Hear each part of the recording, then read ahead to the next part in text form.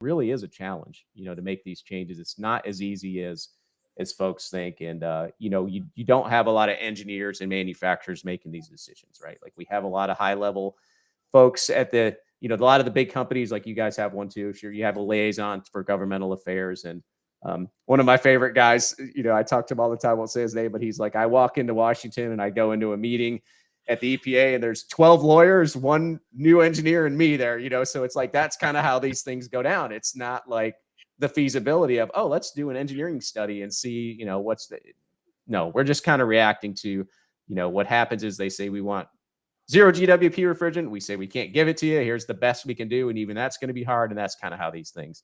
So I thought that's interesting to kind of learn behind the scenes and see. And I'll tell you this too, there was a post today, and I'm going to share it on our LinkedIn feed later. You can look up my LinkedIn feed or Insight Partners. AHRI just came out with a territory map, and you click on it. It's interactive, and it will tell you what the codes are in your particular state, which is really, really tons of confusion on that out there. So I'll put a plug in for AHRI, and you can find that on our LinkedIn stuff. Okay, so the one thing we haven't talked about yet, why don't we finish up by talking about water-cooled product, water source heat pumps? Air-to-air heat pumps, everybody knows. So water source heat pump is the same. Sure.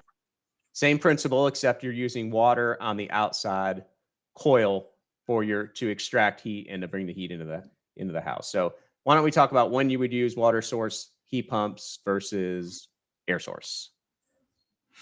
Right. So as you said, water source uses water on the outside, and we're traditionally using either a cooling tower or, in the case of geothermal, using the earth with wells and different modes of moving the heat around. Once again, heat pumps move heat, and it's in the case of water source heat pumps, heat pump technology that's where really a lot of growth was in the past, and a lot of the early implementation was really in that place. So we're really excited to continue our research and development, as well as our excellent manufacturing techniques there. Of course, that whole industry, that whole part of our industry is affected by low GWP as well, and so that transition is very important and very critical.